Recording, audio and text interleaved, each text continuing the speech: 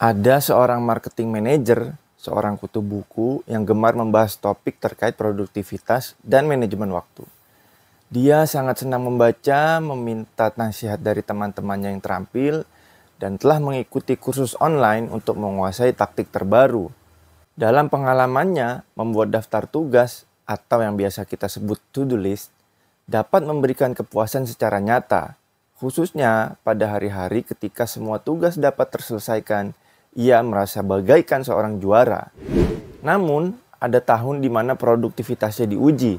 Dia mendapat promosi jabatan dan sebagai pemimpin yang sedang naik daun dalam organisasi, dia mengelola sebuah fungsi di departemen pemasaran. Serangkaian tanggung jawab baru membuatnya perlu mengubah jadwal yang sudah terorganisir. Menggabungkan tanggung jawab baru dengan proyek sampingan yang dia jalani dan partisipasi dalam inisiatif kerja lain menuntut dirinya untuk bisa lebih efisien dalam mengatur waktu. Hal itu tidak mudah. Seringkali ia mendapati dirinya tidak dapat menyelesaikan tugas yang seharusnya diselesaikan hari ini. Bisa jadi tertunda sampai besok, bahkan lusa. Ketika proyek dan tugas pribadi sama-sama belum terselesaikan, tentu itu bukan sesuatu yang baik. Akhirnya ia berusaha mencari cara untuk mendobrak produktivitas agar dengan tanggung jawab barunya ia tetap dapat menjaga produktivitasnya. Setelah ia mengikuti kelas online yang diajarkan oleh mantan dosen Stanford, ia menemukan solusinya.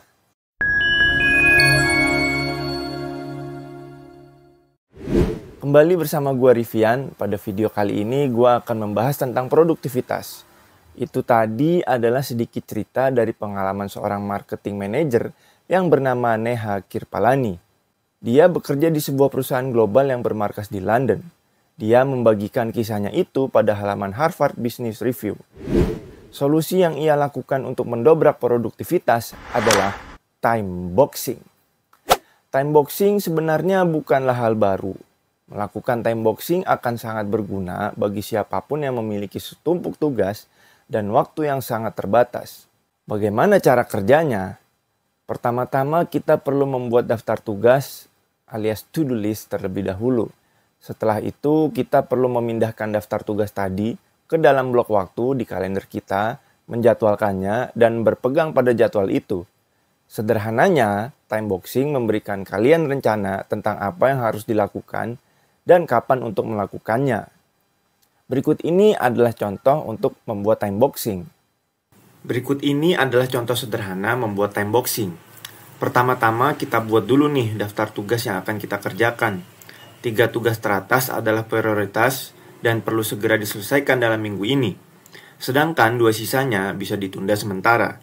Setelah terlihat prioritas dalam daftar tugas, kita bisa mulai memasukkan daftar aktivitas ke dalam time boxing.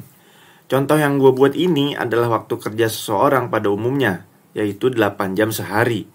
Dapat kita lihat menghubungi klien dan bertemu dengan klien merupakan eksekusi dari tugas untuk melakukan follow up pada klien. Menyusun laporan mingguan merupakan eksekusi tugas untuk membuat laporan mingguan. Dan menyiapkan desain brosur serta menyerahkan ke percetakan adalah eksekusi dari tugas membuat brosur produk terbaru. Perlu diingat, meningkatkan produktivitas bukan berarti seluruh waktu kita kerahkan untuk bekerja. Ingat, kita juga perlu istirahat. Jika kita tidak cukup istirahat, dapat dipastikan kita akan jatuh sakit. Kalau sudah begitu, waktu yang seharusnya kita gunakan untuk beraktivitas sudah pasti kita gunakan untuk istirahat sampai kondisi kembali pulih. Dan akhirnya banyak pekerjaan yang menjadi tertunda. Mengatur waktu kita dengan cara ini sebenarnya membantu kita mengoptimalkan kinerja pada setiap pekan. Itu karena dengan time boxing kita dapat menghilangkan paradoks pilihan. Kita semua memiliki banyak pilihan setiap hari. Salah satu manfaat time boxing adalah menciptakan lebih banyak ruang pada otak untuk fokus bekerja. Ini terjadi karena dengan time boxing akan menjadi jelas kapan waktu yang kita alokasikan untuk mengerjakan suatu pekerjaan. Dari situ pekerjaan yang ada jadi tidak menumpuk dan dapat dikerjakan langkah demi langkah sesuai waktu yang kita alokasikan. Time boxing memungkinkan kita membuat prioritas secara strategis. Pada daftar tugas yang menumpuk, wajar jika memilih tugas yang lebih mudah atau lebih mendesak daripada yang penting. Namun dengan time boxing, kita sekarang dapat memprioritaskan apa yang penting, bukan hanya apa yang mendesak. Selain dapat meningkatkan produktivitas dengan membuat time boxing, kita juga dapat mengatur waktu istirahat. Cobalah buat time boxing kalian dan rasakan manfaat-manfaat berikut. Yang pertama, menghindari prokrastinasi. Time boxing memastikan bahwa waktu istirahatmu juga terjadwal dengan baik. Dengan menetapkan batasan waktu untuk istirahat, kamu cenderung menghindari kecenderungan untuk memperpanjang istirahat atau menunda untuk kembali bekerja. Kedua, pengembalian energi.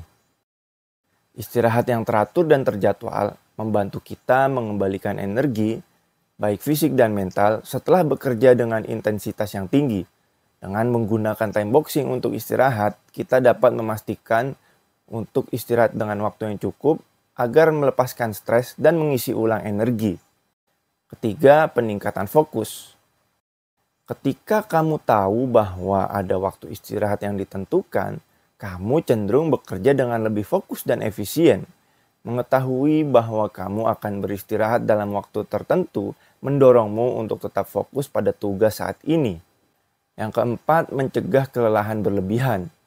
Terlalu lama bekerja tanpa istirahat dapat menyebabkan kelelahan berlebihan dan menurunkan produktivitas. Dengan menetapkan waktu istirahat, kita memberi diri sendiri kesempatan untuk beristirahat secara teratur dan menghindari kelelahan yang berlebihan. 5. Menjaga work-life balance. Time boxing waktu istirahat membantu menjaga keseimbangan antara bekerja dan beristirahat.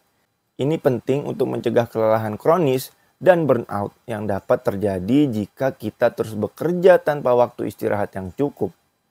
Keenam, meningkatkan kreativitas. Waktu istirahat yang teratur dapat meningkatkan kreativitas dan memberi ruang bagi pikiran untuk beristirahat. Saat beristirahat, otak dapat memproses informasi secara subliminal yang dapat membantu dalam mencari solusi kreatif untuk masalah yang dihadapi. Ketujuh, peningkatan produktivitas jangka panjang. Meskipun mungkin terasa kontraproduktif untuk mengambil istirahat di tengah-tengah pekerjaan, istirahat yang terjadwal dapat meningkatkan produktivitas jangka panjang. Dengan memberi waktu bagi diri sendiri untuk beristirahat dan merenung, kamu akan memiliki energi dan konsentrasi yang lebih baik ketika kembali untuk mengerjakan tugas. Itulah pembahasan gue kali ini. Jika kalian punya pengalaman untuk meningkatkan produktivitas, bisa share di kolom komentar. Untuk kalian yang lagi mengalami burnout nih, bisa tonton video di sebelah kiri. Jika kalian ingin produktif bersama tim kerja kalian, bisa tonton video di sebelah kanan.